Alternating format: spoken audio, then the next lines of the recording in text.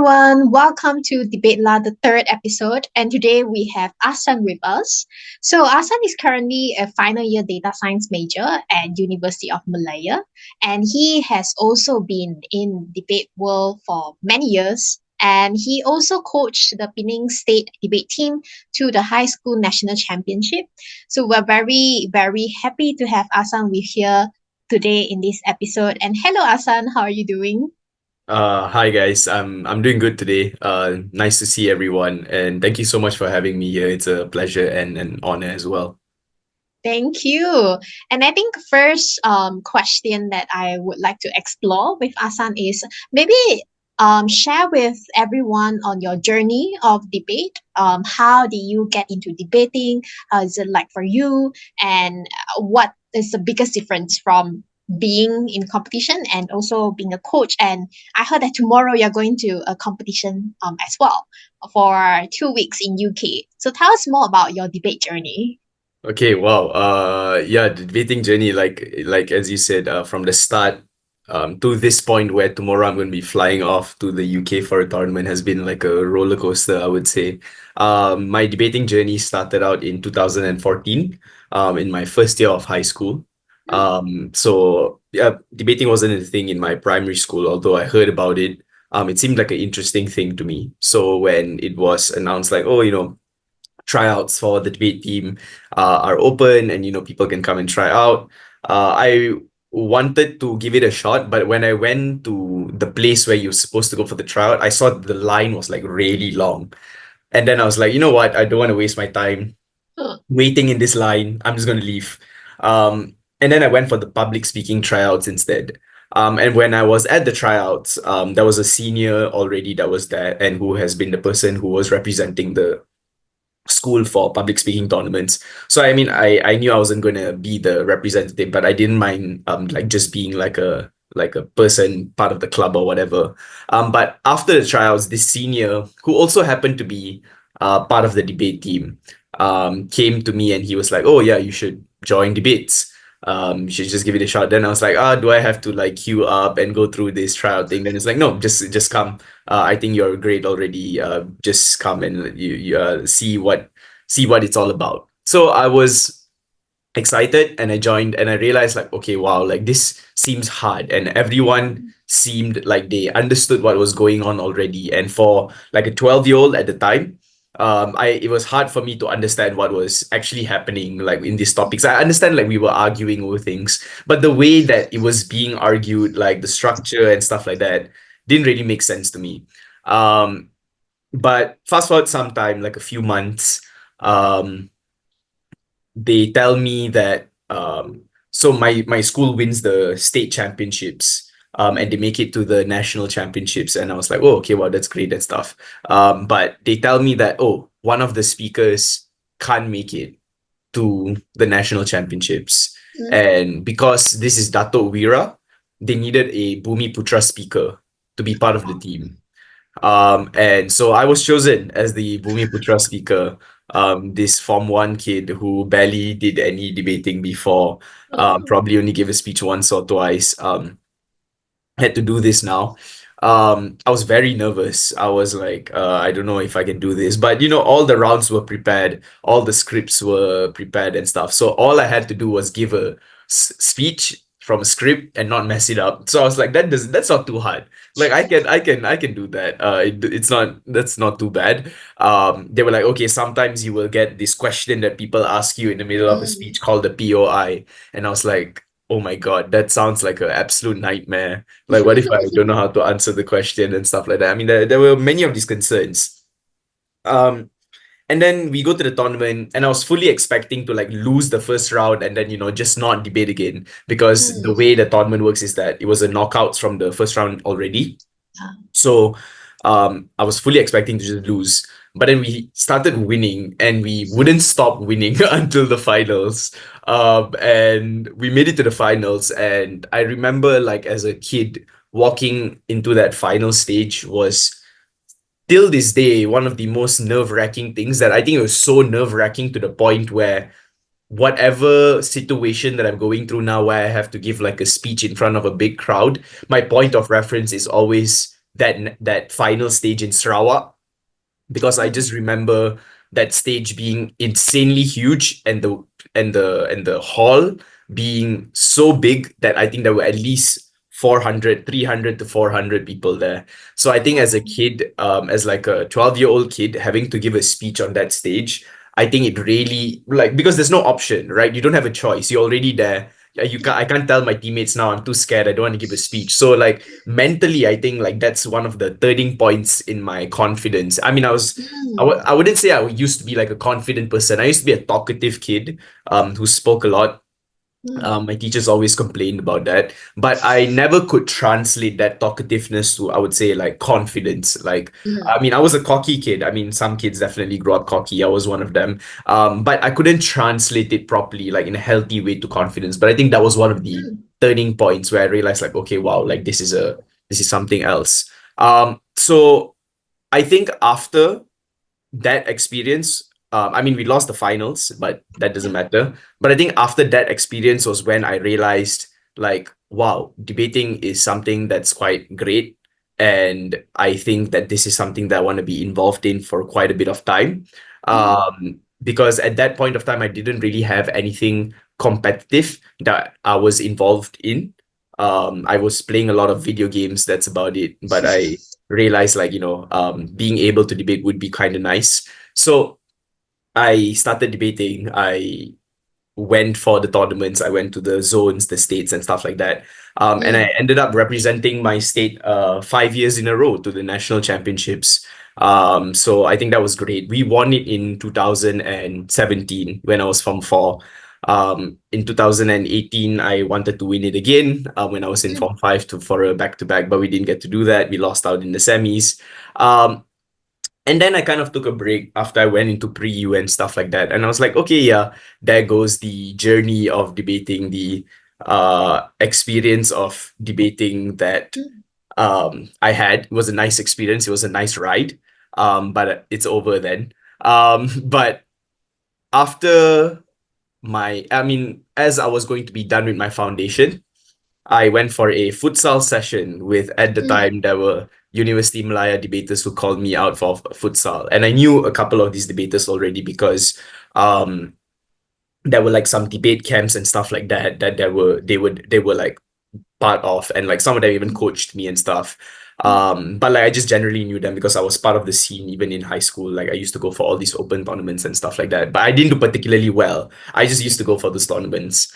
And when I went for this futsal session, Dr. Chandran, or Boss as we know him, was in this session, and he was talking to me. He was asking me what my plans are and stuff like that, yeah. and what do I plan to major in, where do I plan to go, and I'm telling him my plan, and he's like, that plan could be a lot better. I mean, he said it in a very Dr. Chandran way, so I'm gonna paraphrase what he said, but he just said, the plan could be a lot better if you come to Malaya, if you come to UM, and you do your degree here. It's going to be more valuable. People are going to Mm, I mean, your degree like is going to be more attractive to your mm, employers, and you get to debate as well on top of that.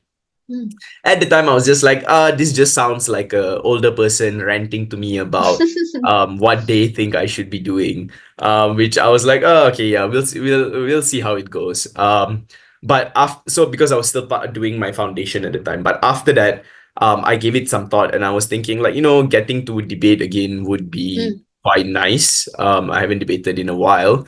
And I used to watch all these videos of all these debaters who were debating in their university, the Mifzal and Jasmine and Kelvin and all these great debaters who used to debate. And I was like, whoa, all of them hit their peak only in like university. So, maybe I have a chance to also hit my mm, peak in that way. So, the chance to do that was like kind of was very tempting. And I mm, succumbed to the temptation, and I was like, yeah, you know what, I'll apply for University Malaya. And my mm, parents, being my parents, they're very old school. So the moment I told them, like, there's this professor from UM who says I should join UM, they were like, yeah, go ahead, apply and do it and stuff like that. So, they're just old school parents who just love UM for some reason. okay. But yeah, so I did it, and then I joined debates. And when I Mm, joined debates, I remember when I went for the first training session that Malaya had. The mm, feeling was the same as when I first joined debate in high school.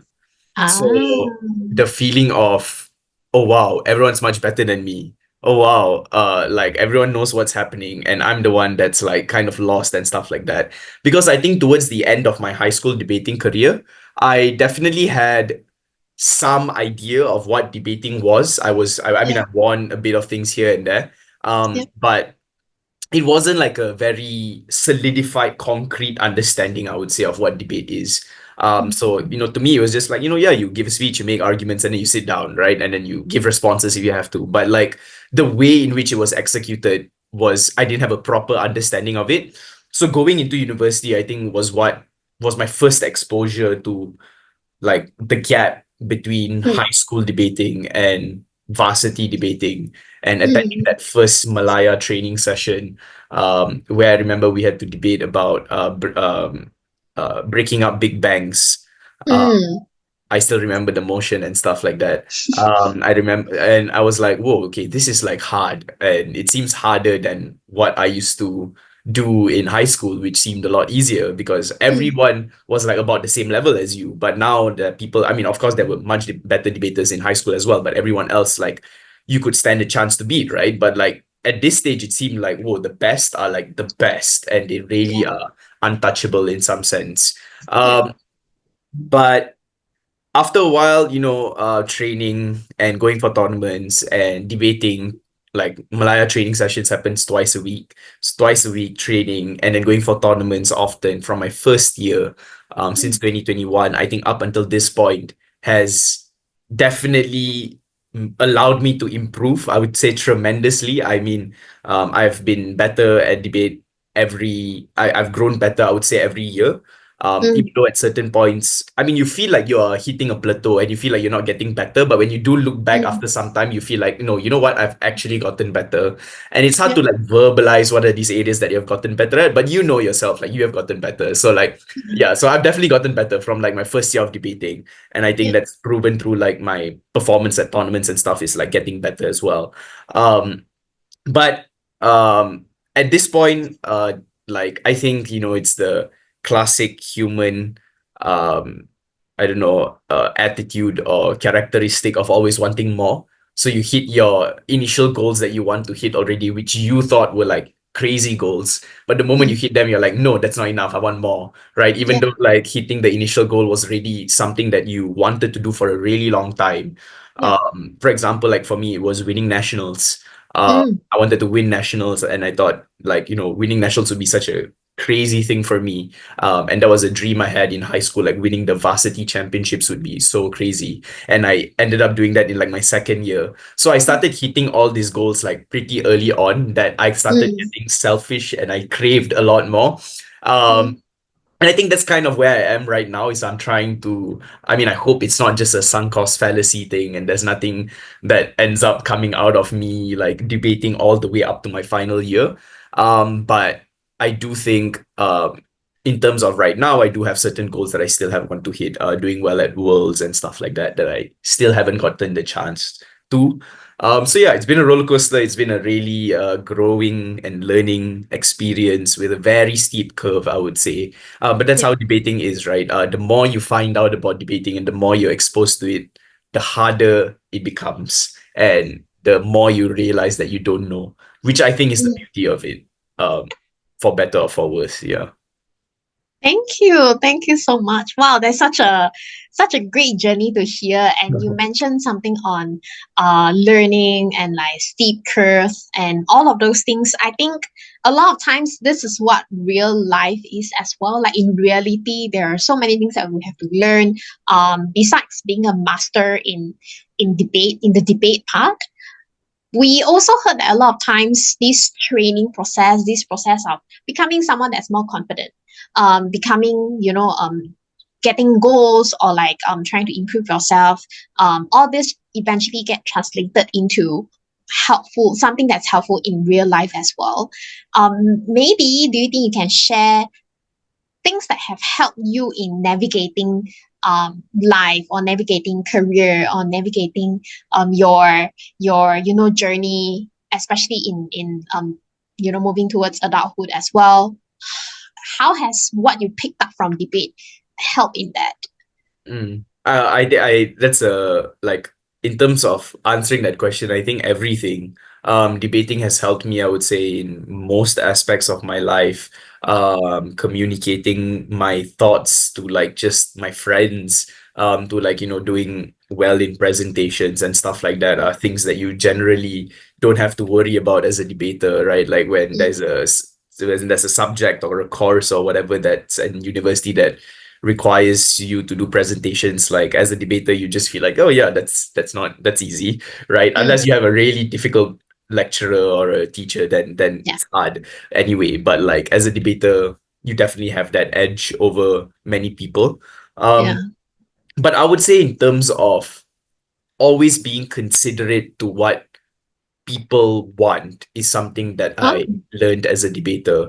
Because in a debate, you always have to think about how you want to make your ideas persuasive, right? You might have mm, this really complex, complicated idea, but you cannot mm, just present that complex, complicated idea because then yeah, people are just not going to care about it and they won't be yeah, persuaded, right? So you always have to think about what might be persuasive to your judge, what might be persuasive to the people who are watching you. How do you simplify these ideas so that people can understand you better?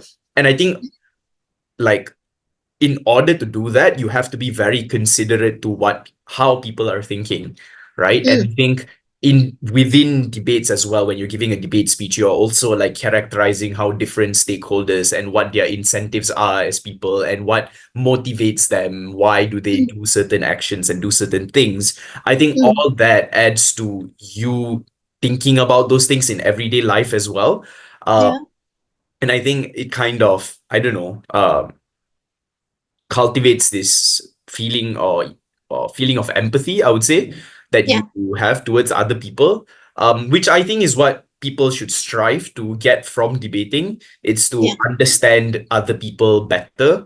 But I mean, I don't know, like a lot of debaters have like a complex.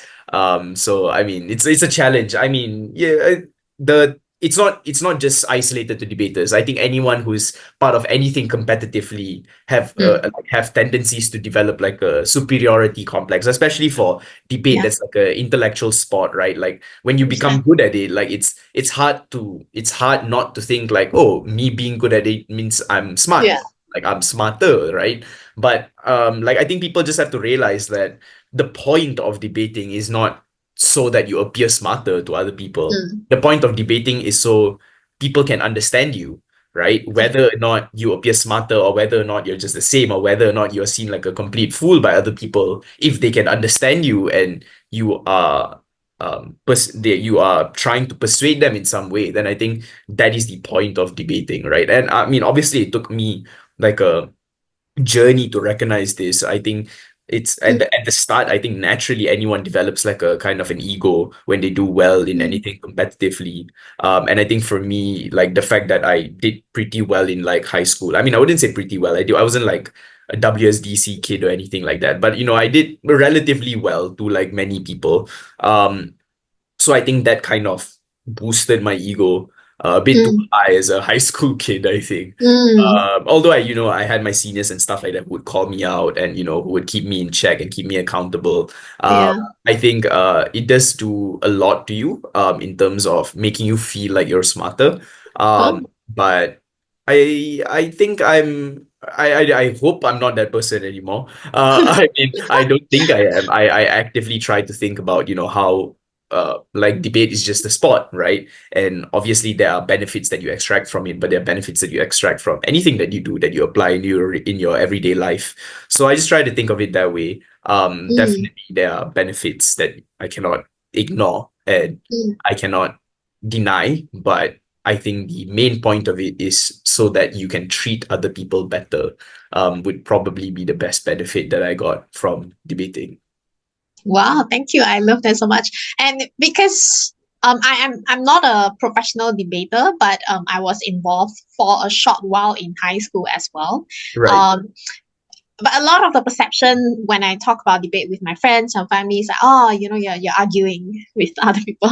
But I really like your perspective. And from what I'm hearing, it's really about not just say what you want to say, but it's about actually what do people want to hear. and also what matters to people. And it's a lot. It's those are the arts and science of talking, communicating, and speaking. Basically, thank Yeah, you very yeah, much definitely, for yeah. that.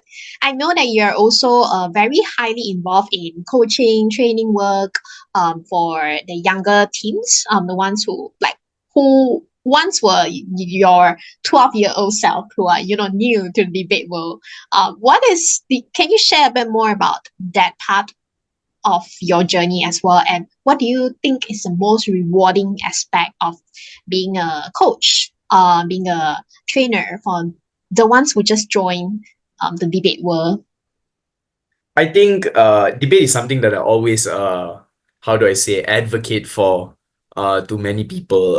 If I mean my friends will tell you, my non-debater friends will tell you how much I talk about debating. I mean my housemate is not a debater. My housemate, who's also kind of like my best friend, Mm, is not a debater, but he knows so much about debating because of how much I talk about it, and because he hears me screaming into my laptop when I'm having spas or I'm teaching classes and stuff like that. So, but he knows so much about debate mm, just from that minimal exposure. So I think like I'm a very strong advocate for it. And I always push for people to join debate mm, because not only does it look good on a CV, not only does it help you in like other like very tangible ways, I also think there's a lot of like everyday like average benefit, I mean benefit to like your everyday life that you mm, are missing out on if you don't give it a shot. So I think debating is something definitely everyone needs to give a shot at, and that's why I decided to start coaching. Initially I just started coaching for free, and yeah. I mean I was more of a peer coach at some point because I Mm, was coaching and slash also part of the Penang team at the time, and mm, the ones who were part of the team were, I mean, didn't have in my senior year, especially when I was in yeah. Form 5, didn't have as much experience. Mm, I was acting as a peer coach and I was mm, debating but also coaching at the same time. I think that's when I started mm, coaching. And it took me a while to like understand how it is it like it's a different approach that you need to take from debating, because in debating, even though when you're giving a speech you're trying to make sure people understand you, yeah. it's the same outcome that you want from coaching and from teaching someone, but I Mm, think it requires a lot more like detachment from debates, and mm, requires a lot of relatability in terms of people being able to relate these things to their everyday life, mm, because I realized that especially in the Malaysian students, yeah. or Asian students in general, right? Yeah. The way that they study or the way that they understand things is always like a subject.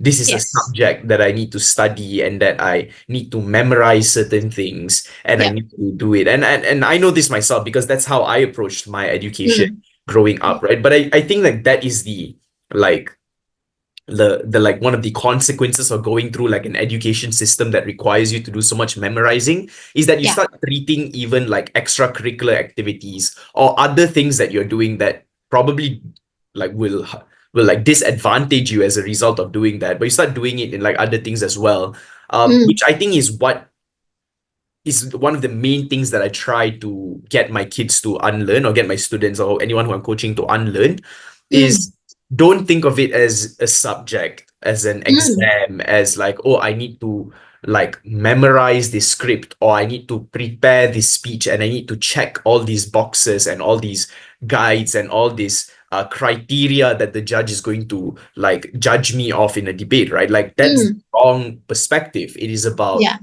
what are the ideas that matter the most and how do I make these ideas the most persuasive, right?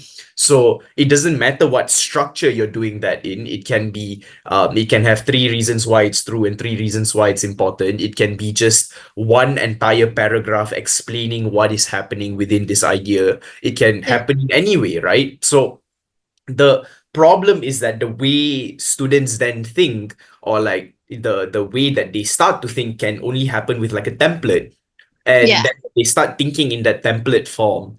it Yeah. it becomes kind of a habit, and then they be like, even though they can become really good at utilizing that template, Yeah. it becomes kind of a habit of being dependent on that way of thinking, instead of breaking Correct. the wall in your head to just be like, stop thinking in that format, right? Like, think as Yeah. a normal human being and what is probably persuasive to a normal human being, and Yeah. then integrate the debate stuff into that, right? Or Mm. integrate that into like a debate structure and into like a Mm. way that you would present it in a debate speech, which I don't think people do enough of, right? I think you always work backwards, and it's like, oh, I have this template and I have this structure, Yeah. and I have this formula for how I'm thinking about it, and I'm just going to fill in all the blanks of this formula, and it's going to work out somehow. But I think that even though it might work out, I think that's like kind of defeating the idea, like not fulfilling the purpose of debating, and and of thinking about like the most persuasive ideas. Like, you never know, you could be missing out on a really persuasive argument because you feel like,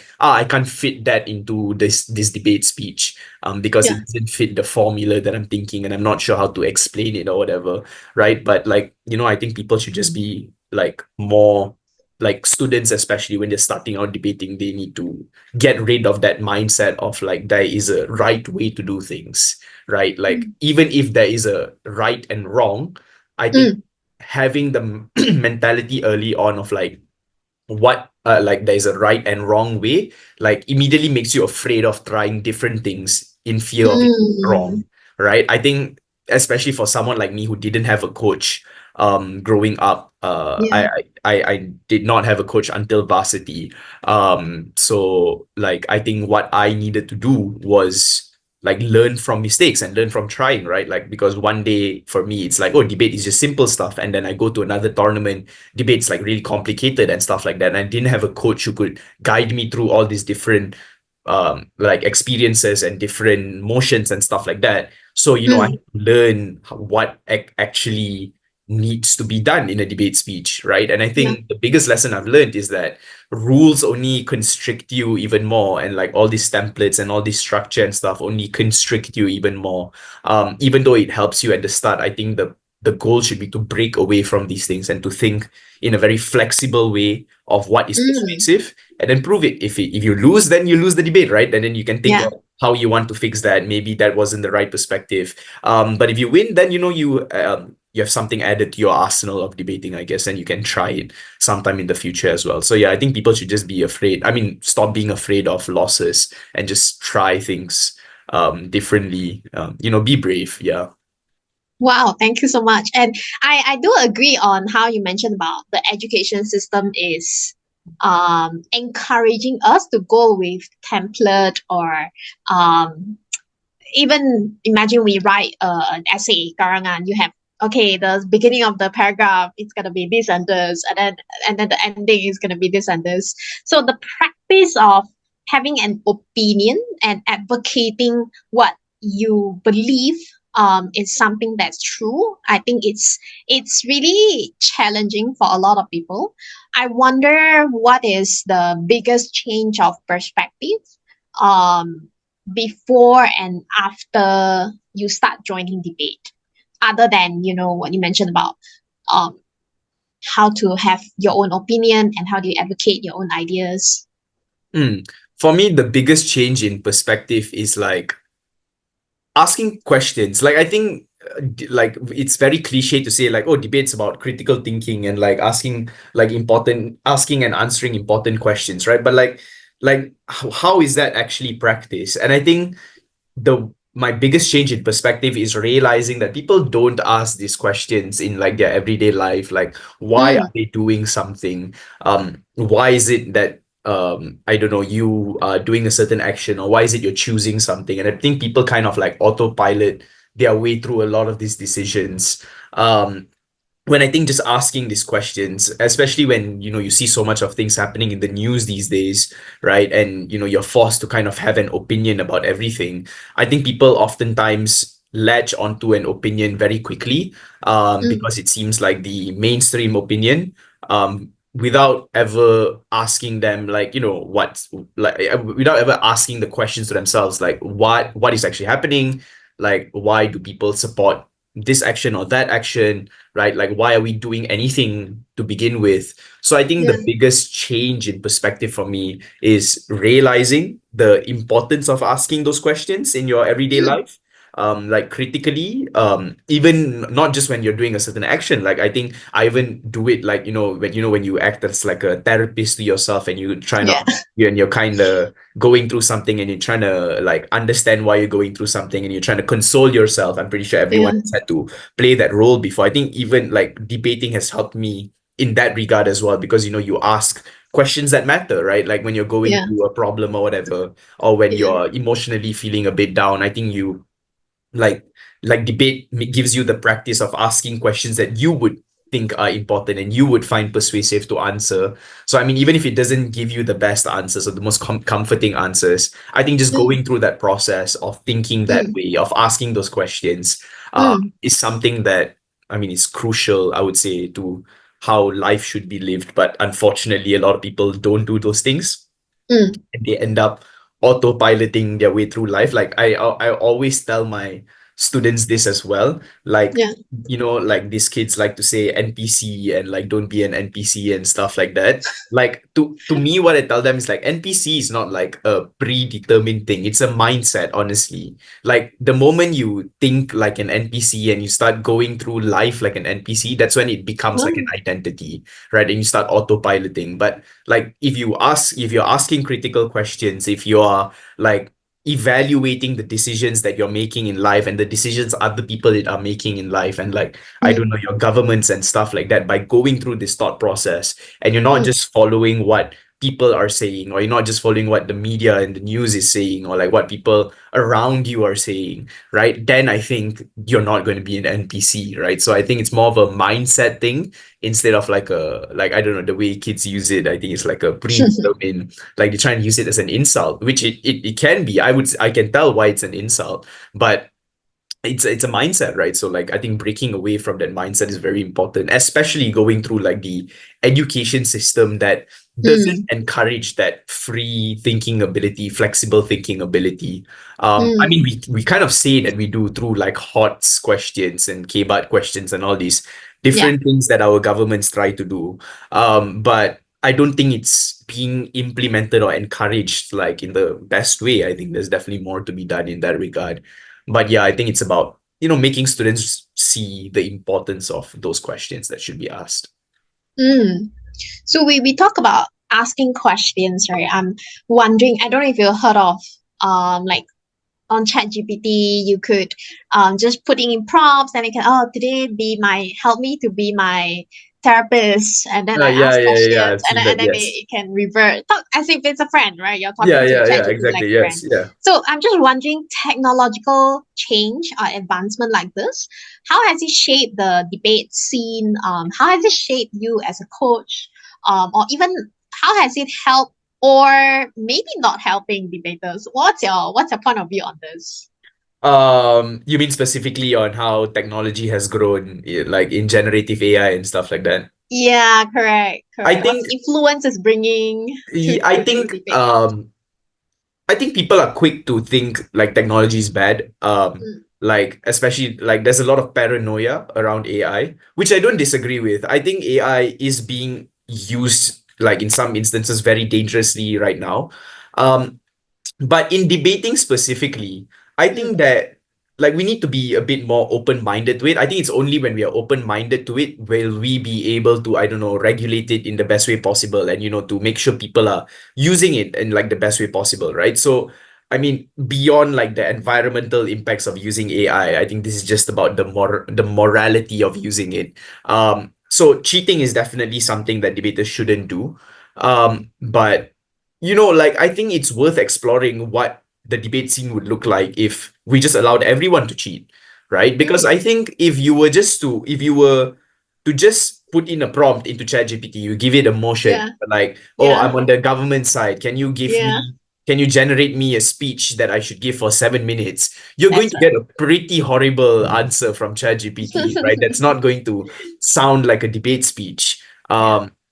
So, like, if that is the way that you're utilizing ChatGPT, then I think you're definitely wasting your time. Like, I spend quite a bit of time teaching my kids how to like prompt ChatGPT, because in my Mm. classes, especially, like I allow them, I tell them you can use ChatGPT, you can do Yeah. whatever it is that you want. But if I can tell that your speech is a ChatGPT speech, then what's Yeah. the point, right? Like it's Yeah. pointless. Like then it's you're not using it the best way possible. So the way that I think ChatGPT should be used is I want to give an example of how Mm. me and my teammate Wesley were prepping for the Asian Championships that recently finished like about 2 weeks ago.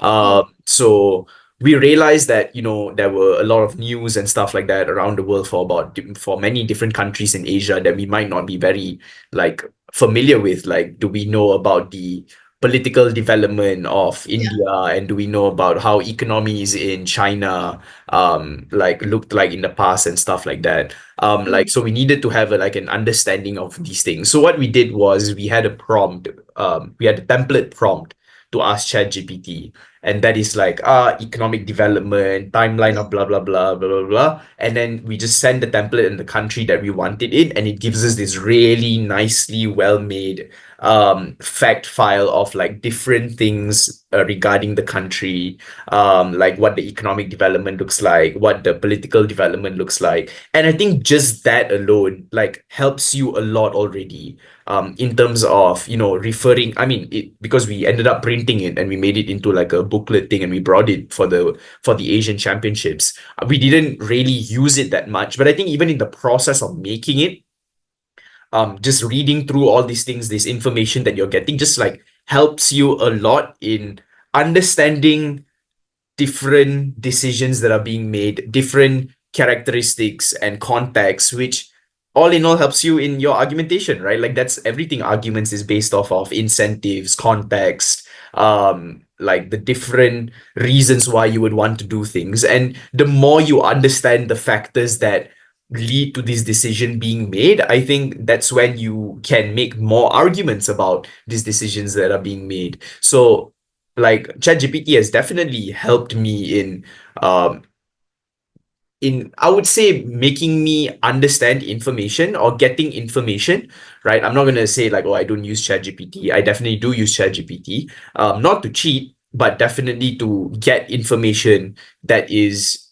I wouldn't say fundamental, but that can be quite like very helpful in debating. So I think the way people need to use it is definitely to be more open-minded to it, firstly, because a lot of people just feel like just put an outright ban on it and stuff like that, which I don't think is the way to deal with it, because you can never get rid of it completely, right? But it's to set like these proper guidelines, and to set and to help people understand how is it to actually extract value from using ChatGPT, which I think is still a journey. Definitely, like AI is growing like scarily fast and is developing at a very like significant rate. So it will definitely take a bit of time for people to learn the best way to um, make sure that there is a synthesis between AI and things like debating and speech crafting, idea generation, and stuff like that. But in my opinion, like you can give a chat GPT speech that's like the best in the world, and you can give your own speech that's the best in the world, and people can definitely tell which is your own speech and which is the chat GPT speech, and people will definitely be more persuaded by the speech that's yours instead of the speech that's chat GPT. So I think the difference in quality in terms of if you wanted to just plagiarize chat GPT is very stark. But I think that's why it shouldn't be, should I write my own speech or should I get ChatGPT to do my speech? It's how do I utilize ChatGPT so that I can give better speeches, which, achieves the initial goal that you wanted to, which is to give better speeches, right? So I think the reason why kids don't use it in that way is because, I mean, humans, they want like a convenient way to do everything. So I think generative AI, just sending a prompt into ChatGPT is very convenient. It doesn't get more convenient than that. So people want to rely on it in this way as opposed to putting a bit of time into it, making sure that it can help them in a long-term sustainable way, because they can't see this long-term sustainable benefit. But I think, yeah, that's the way. I mean, it's a challenge that we need to find a balance to. But if things go well, if governments make right decisions and stuff like that, I do think AI can fit into and we can fit into the society and the way that we live life as humans. I think I think that's such a valid point. And it's such a fresh perspective when you say that instead of trying to combat AI itself, you embrace it, and instead it becomes a race of, even with ChatGPT, who can give the best, most authentic speech. And I think I would like to ask about, in terms of keeping up with trends in debate, because I've realized that even with, let's say, learning curves when going to from secondary school into intervarsity debating, there's such a big difference. As well as every few years, you look around and you realize the debating scene has changed quite a bit. How do you personally try to keep up with these trends and developments in the debating world? So like that's a very interesting and good question because it's a struggle. It definitely is a struggle.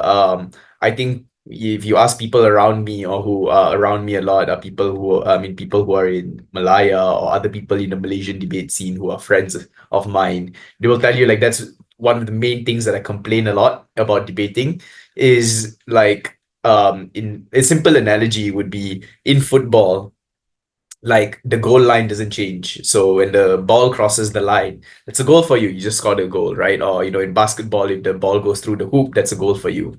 In debating, the goal line is constantly changes. Sometimes it's in your half, sometimes it's in the other team's half, sometimes it's above you, sometimes it's below you, and there's no predicting or telling where this goal line is going to be at any point of time. And it's just about guessing where is it you have to shoot the ball so that you can get a goal, and sometimes you're shooting in the completely wrong direction, right? So definitely it's a pain to constantly keep up with these changes, even though like it's not big changes that are happening, right? It is these small tiny changes that are very annoying to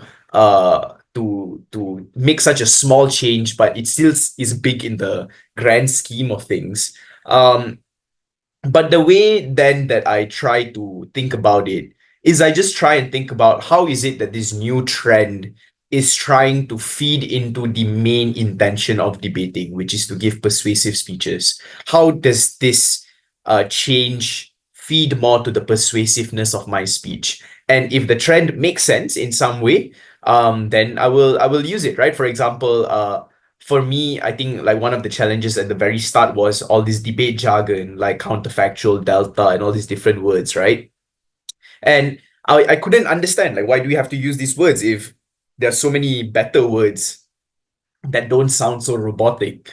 Uh, but I realized, maybe using some big words is quite persuasive, right? Like, of course, you don't want to give a completely simplistic speech that sounds like your vocabulary is not that expensive. So, giving some, I mean, having some of this jargon can be quite persuasive.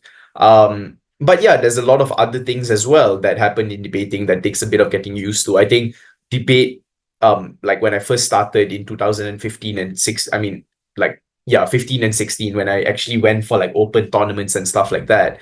And looking at how varsity debaters debated, like I think I really liked, I mean, I wouldn't, it's not to say that I don't like how debating is now, but back then debating it seemed more genuine, I would say. It seemed like these people really believed in the things that they were saying. And there was no idea that they just said because it would fly in debate world, which is like what a lot of people say right now, like, oh yeah, that idea will fly in debate world, oh yeah, that can pass in debate world. Like why do we have to separate the worlds that we are living in, right? Like why can't we just use like real world logic and references to make sense? But I think that's just how it's changing, right? And I think to look on the other side, maybe debate is becoming more accessible to different kinds of logic. Like people can have many different perspectives. And maybe the reason why it's changing a lot is because we are taking more of these perspectives into account, and we are trying to think of how is it to truly be what is the golden key or bullet to like being a persuasive speaker, right? Which I don't think there's one right answer. I think there's many different things that you do to become a persuasive speaker, right? But I think that's what debaters are constantly in search of. It is, what is this new technique that I can integrate that's going to sound like really good, right? So like it's another game that you would play alongside debating, because as it changes, no one's coming and delivering like this update notes to you to tell you like, yeah, these are the things that we're changing right this year for competitive debating. It's just something that you have to guess, and people tell you, and you hear, and you watch speeches and watch debates, and then you see how things are slowly changing. And then sometimes even your prediction or like your identification of these changes can be wrong as well.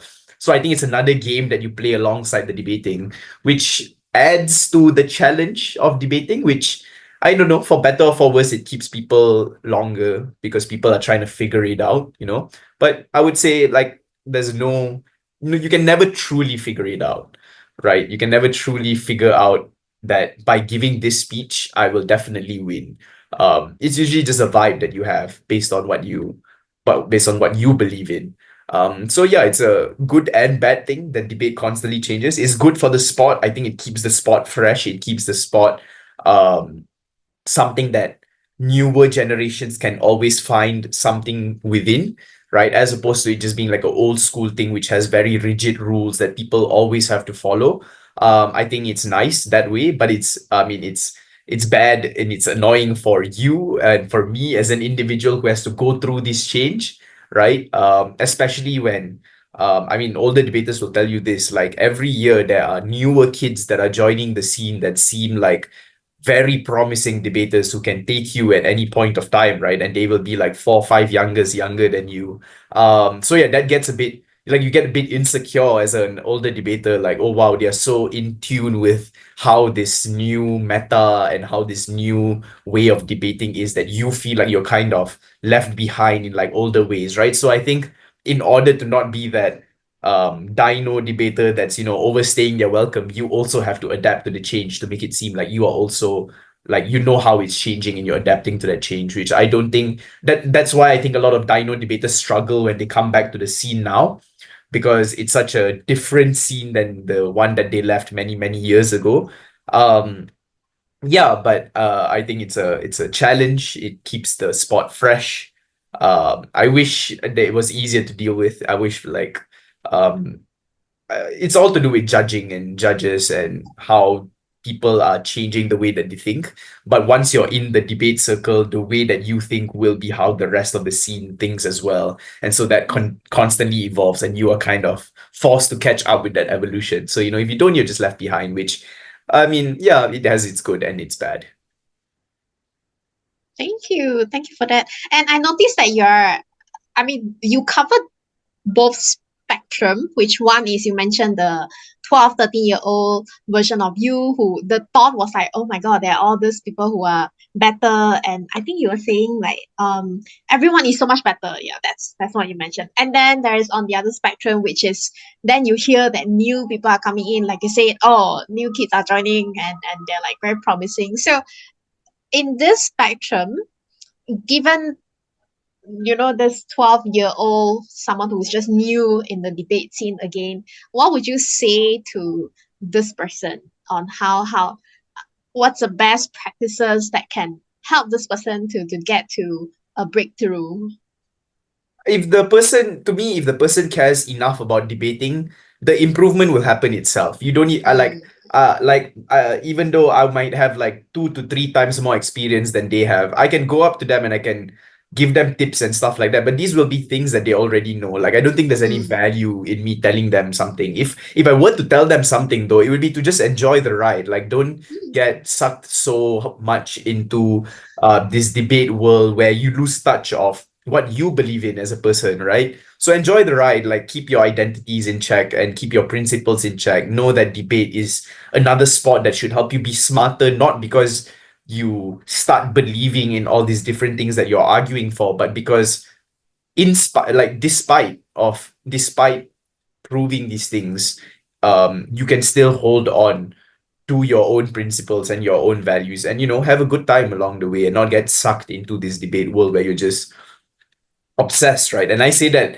as a person who has been obsessed with debating, right? But I think it's about controlling that obsession, so Mm, that it doesn't control you, and mm, decide how you think and what your opinions are. Like I mean, I would be lying if I said debating never and didn't have an impact of my or didn't have an impact on my opinions of things. It definitely mm, has, but um the principles that you have, the values that you have should not be, jeopardized just because you make an argument about it in a debate speech, which I think a lot of people like fall victim to. Not that they start believing, I mean, mm, they start believing in the arguments definitely, but they also start getting sucked into this echo chamber of debating where yeah, they don't know how other people outside of this debating circle and echo chamber actually think.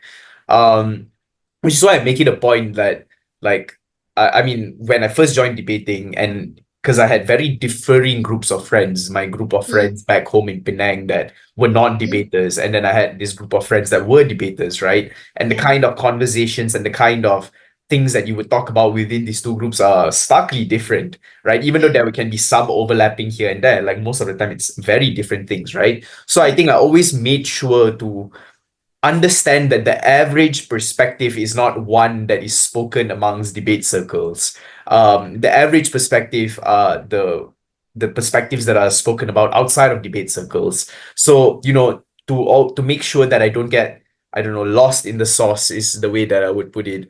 Was to mm, always make sure that I had close relationships with people who were not debaters, mm, and who could always remind me of like the real things instead yeah. of arguments that you just construct in a debate round, right? So I think like that's what I would say to a 12-year-old who or a newbie who's just starting out. Like, don't lose yourself in this whole debate thing. Like, you need to always have a good, strong understanding of what things are real, and to have fun. Like, the more you get sucked into Yeah. this debate, the more you think about what the meta is and what the changing ways of debate are. Like, you're not going to give speeches that you like, right? You're not going to give speeches that you're happy or satisfied with. So Yeah. for me, like, even if I lose, even if I perform badly, I need to like the speech that I'm giving. If I don't like the speech that I'm giving, even if I win, it doesn't feel like a win to me. So yeah, like, that's what I prioritize, and I think that's what I will, like, if remind newbies to prioritize, because if they care enough about debating, I don't have to tell them anything else. Everything else can be learned along the way and along the journey. But I think they need to remember all the other things outside of debating while going through the journey that is important. Thank you. Thank you so much. And you're right in different circle of friends, especially when you have a debate live, because I think similar thing happened to me as well, where I'm sure you know, right? So once you have competition, it could go weeks of like all about script, and then you have this group of debate friends, teammates that you're seeing them other than school time, or even sometimes during school time as well, right? Certain classes that you're not going to because you have to prepare for the competition and everything. To a point where I think sometimes a way of life you adopt it. And I remember this specific comment from a friend that said, "Oh, you are so combative, argumentative.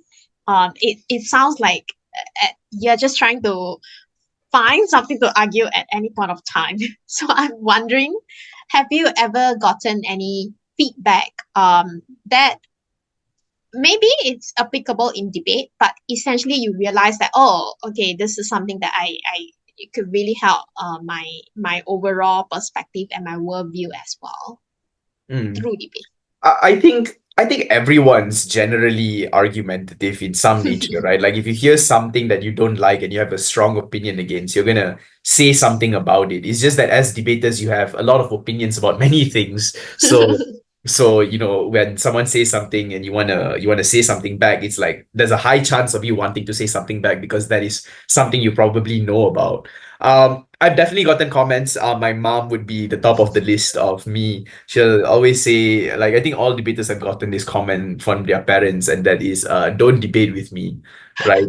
And my mom being an Asian mom, very stereotypical Asian mom, it's like, don't debate with me. Like, I said it because it's true and there's no questioning of that. But I will always like, we have to fact check that and, parents with their superstition and stuff like that. But, I think, I think people generally want or like will argue if given the opportunity to. But I think to me, if people tell me, don't be argumentative or, don't try and debate with me, I always tell them, like, why not? Like, we can have this argument, we can have this debate, and then we can walk away from it like the same way we entered into this conversation, right? Like, why does it have to affect like our personal relationship and the other things that we do and stuff like that, right? So I think debaters especially like do this a lot. Like we argue a lot amongst our circles. Like me and Ram, we have argued so many times before, but we always leave these arguments and this conversation just being like, yeah, that's an argument that we had, right? It informed us about our preferences, right? And we managed to defend our preferences as well, probably. But I think people just need to stop being afraid of arguments. Like, I think it's a very human thing, it's a very natural thing. Yeah. Like even in relationships and stuff like that, I think people generally are afraid of saying something that their partner might find like saying something to disagree with their partner, right? They just don't want to disagree because it seems like they're trying to fight or like they don't like their partner and stuff like that, which I'm completely against, right? I think like you should always voice out your preferences and you should always voice out your opinion, right? Like, so if someone tells me about something, I'm not just gonna be like, oh, okay, yeah, that seems interesting. Like, I'm gonna try and like if it's something that I'm interested with, then I'm obviously gonna try. If it's something that I find completely boring and I don't know anything about, then I'll just say, oh yeah, that's interesting. But if I actually find it interesting, then I would want to, gauge where the person is coming from even better and stuff like that, which I think doesn't happen enough. Like people, when they argue, just involve a lot of emotions and try and, attack a lot of, a lot of fallacies and a lot of like they go for personal attacks and stuff like that, as opposed to sticking like with the argument and what we are arguing about, right? So I think people just need to argue much better. And I think Yeah. because we are so afraid of arguments, people don't get better at it naturally. So I think debate is the way that we do have better arguments, because it's only when you argue are you saying things that you actually want to say, right? And that is not to say you need to include your emotions into it. But I feel like when you're so passionate or emotional about something that you feel the need to argue, that is when you're saying things that you actually mean. And that is when you you get to extract the most honest conclusions from, right? So whether it is like about a particular way a project has to be done and you're arguing with your teammate about it, I think that's when you actually understand where they are coming from and they understand where you are coming from, right? Or you're arguing with your partner about, I don't know, what to eat or where to go and eat and stuff like that. I think that's when, again, you understand these preferences a lot better. So I think Yeah. arguing doesn't just like shouldn't result in like people being offended. I mean, of course, it's unavoidable in certain situations when things get too heated, right? I would be lying if I said like I walked away from every argument just feeling like unfazed and, Yeah. like just completely fine. No, there have definitely been arguments, especially on issues that I'm more passionate about. Yeah. Um, that I walked away, slightly upset and slightly offended and stuff like that. But it's about eventually realizing that, that was just an argument and we can argue, we can have differing opinions. At least we Yeah. were honest with our emotions in that argument, and that's what that matters. So yeah, I think we should argue more and to argue better instead of just running away from it because it seems like a scary thing. Yeah, I completely agree. So now I do quite a bit of corporate trading for companies actually, and one of the most commonly asked topic is conflict resolution, which I think in it's exactly what you say, how to argue well and how to fight well. To a point where it's about understanding. It's not about like, okay, I want to win, or like, if you don't argue well, then you're the loser. That kind of concept. Thank you Yeah. so much for sharing and highlighting that. So this is my last question. But Caroline, if you have anything, feel free to also add in. What do you look forward to give and receive the most in your upcoming debate journey? Ooh, okay, that's a good question. I'm coming up on my final year of debating. So I'm technically, I mean, start like next year would probably be like my final year of competitive debating. I might Mm, still be around in the scene of like, to judge and stuff like that because I feel like there's still like there's a responsibility. Like I need to give back to the community in some way still. mm, I don't want to just debate and make other people judge me and then I don't do anything. Um, but yeah, like I think moving forward would be thinking of how can I contribute to the scene. Coaching is definitely something that I'm quite heavily involved in. I'm trying to get as many schools that, previously had a debate scene and a background in history, but then it kind of died out to, kind of revive their debating clubs as well. So in terms of finding for schools and clubs to coach and stuff like that, I'm always looking for those kind of schools that had potential at some point of time and then suddenly something happened and then it just died, which I think happens a lot to debate clubs around the country and actually everywhere, right? Like there's just a moment of there's a golden moment and then it just disappears for many of these debate clubs.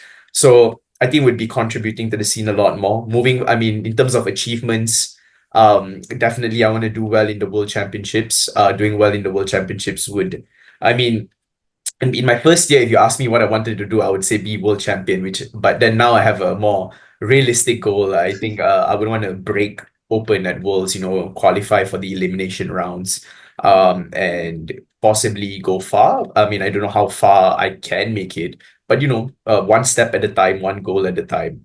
And then next year would be to do well in the Asian championships, like my seniors as well at Malaya who have won the Asian championships before. But even if I don't get to do any of these things, I will retire satisfied, I would say, with my debating career. But yeah, I mean, it's a bittersweet thing looking back after 10 years of debating at everything that you've gone through, all the things that you've done, all the wins, the losses, all the friends that you made. And, it's a journey that the horizon is getting closer and closer, and it seems as if like the sun is really going to set soon already on your career. It's the last stretch already because like even if I wanted to debate professionally or competitively mm, after that, I can't, right? I'm not part affiliated with any institution anymore, and stuff like that. So it's going to be a difficult thing to say goodbye to, but I think like what Ram said as well in his podcast, right? Like you never truly let go of debating.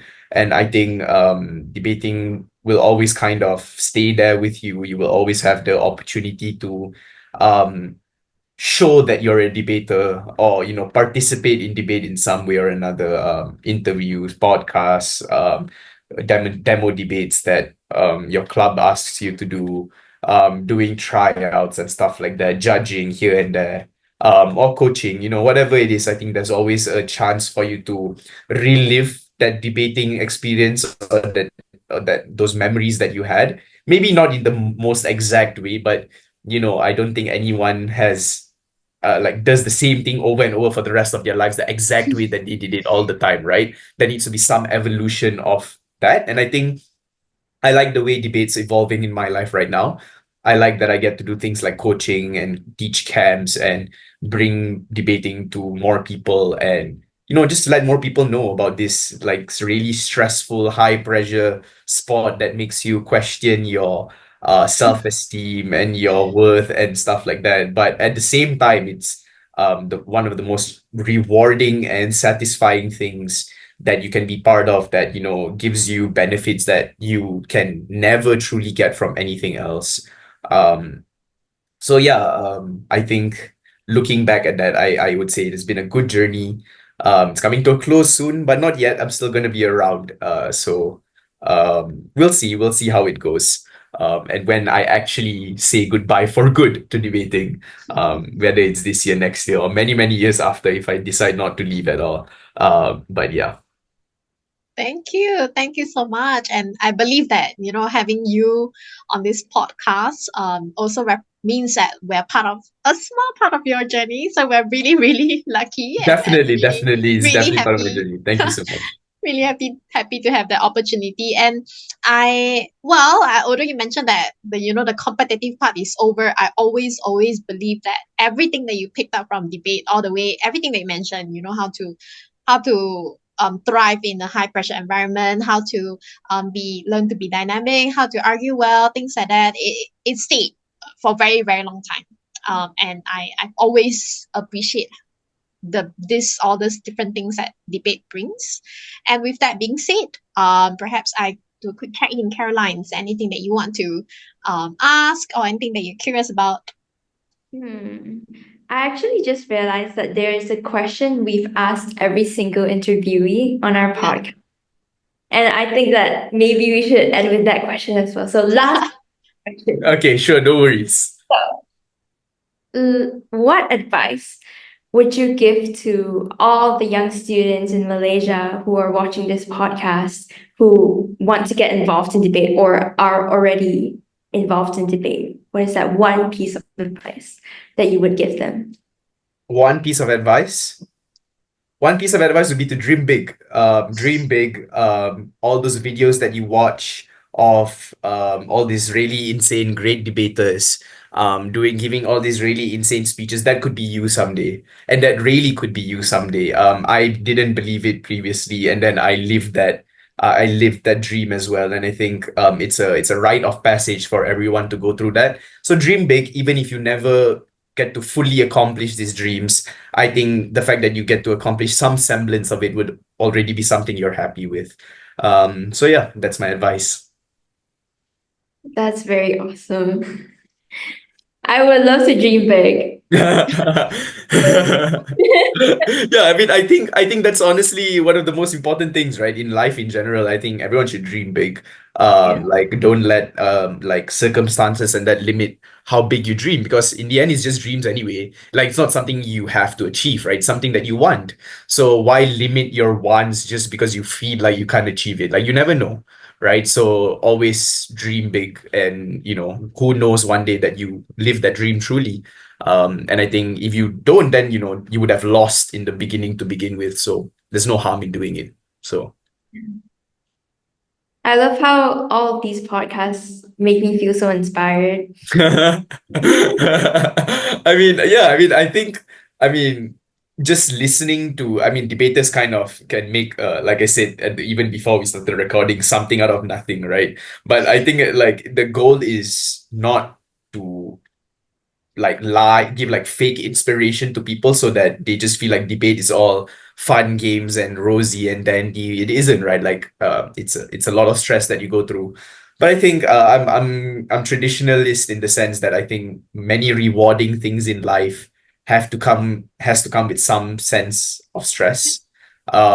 Because there's beauty in the struggle, and I think that's what's inspiring about debating, that the struggle comes with a lot of rewarding experiences as well. Definitely. Thank you. Thank you so much for sharing this beautiful journey. And just like Caroline, I think every time we hear from someone, how the journey of debate has shaped their worldview and thoughts. And we hope that everyone who is watching this or listening to this can also stay inspired and give debate a try if you're someone who is new. But if you're already, in the debate scene, feel free to reach out. I believe Ahsan will be open to allow you Yes. to reach out Yes, and sure. Questions. Yeah, ask anything. things, keep learning, and enjoy the journey. I think that's really a big lesson, a good reminder as well to whatever that we're doing today. Thank you so much, Ahsan, Thank you so for much, being guys, for with having me. us. It's been an honor. It's been a great session. I love the work that you guys do. Keep it up. I think it's great. And I think it's really important work that people need to be more aware of. Thank you so much. Thank you. Thank you. And with that being said, we're wrapping up our episode 3 of Debate La podcast. Thank you so much, everyone. See you next time.